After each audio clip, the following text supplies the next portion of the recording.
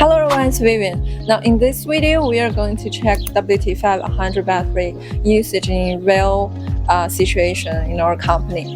Well, now it's 24 pieces in parallel, which is 120 kilowatt hour battery bank for the whole company. The batteries were installed 2 years ago, and now let's see the real situation. Let's check the battery SOC 25,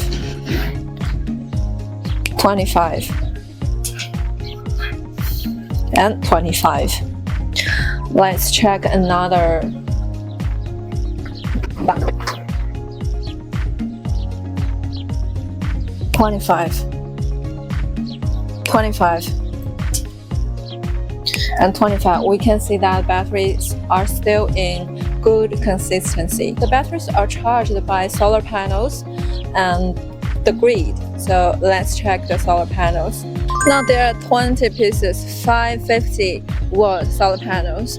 Total is 11 kilowatt to charge the battery. 120 kilowatt hour battery bank is charging our lights, air conditioners, freezers, computers, and also electric vehicle.